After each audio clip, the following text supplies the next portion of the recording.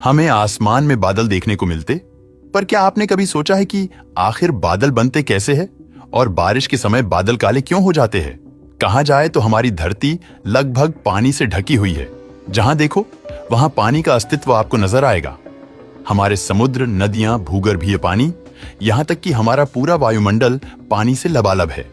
ठीक इसी समय जब आप ये वीडियो देख रहे हो, तब भी हमारे वायुमंडल में लगभग 38 बिलियन गैलन पानी हमारे वायुमंडल में मौजूद है। ये पानी इतना अधिक है कि अगर ये एक साथ नीचे गिर जाए तो पूरी धरती पर भयंकर जल प्रलय आ जाएगा। तो इस खरबों गलन पानी को नियंत्रित कौन करता है? तो जवाब है हमारे बादल। हमारे बादल ही वो चीज हैं जो पूरी धरती पर पानी को संचालित करते हैं। लेकिन ये बादल बनते कैसे हैं? बादल का बनना धरती की सबसे अहम प्रक्रिया है।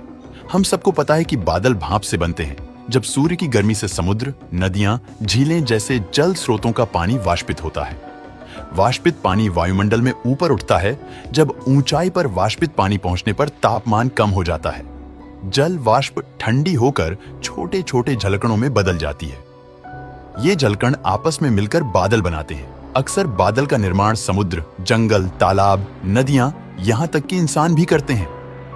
दरअसल वो हर चीज बादल के निर्माण में अपना योगदान देती है जो भाप उत्सर्जित करती है। उदाहरण के तौर पर इस लेख के ऊपर बन रहा है। ये बादल देखने में बिल्कुल किसी सुनामी जैसा लग रहा है, लेकिन अगर आप इसे गौर से देखें तो आपको पता चलेगा कि इस बादल का निर्माण ये झील कर रही है। ऐसे बादलों का निर्माण तब होता है जब ऊपर से नीचे की ओर आती ठंडी हवा नीचे से ऊपर की ओर जा रही गर्म वाष्पित हवा से मिलती है।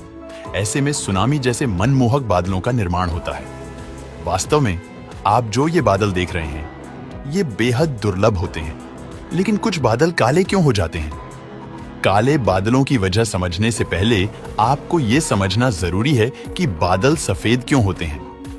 हमारे सूरज की रोशनी वैसे तो 7 रंगों की होती है, लेकिन जब यह आपस में मिल जाती है तो यह हमें सफेद रंग की लगती है।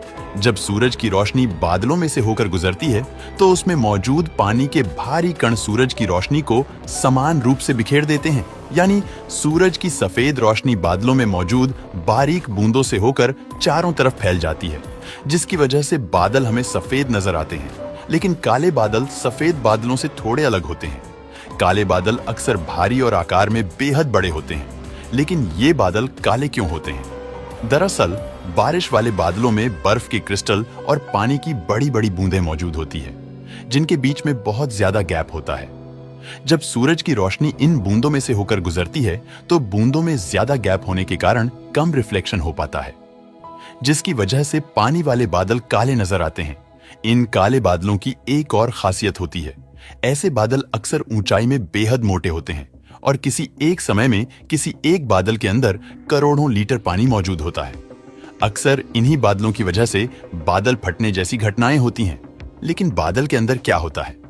सामान्य बादल केवल भाप की सूक्ष्म बूंदों से बने होते हैं, लेकिन कुछ बादल ऐसे होते हैं जो देखने में तो बेहद खूबसूरत लगते हैं, लेकिन ये अंदर से बेहद खतरनाक होते हैं।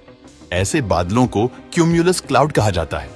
अक्सर ऐसे अकेले एक बादल है में ही करीब 1 अरब लीटर से ज्यादा पानी, प्रचंड बिजली का प्रवाह, ओले और तूफानी हवा मौजूद होती है।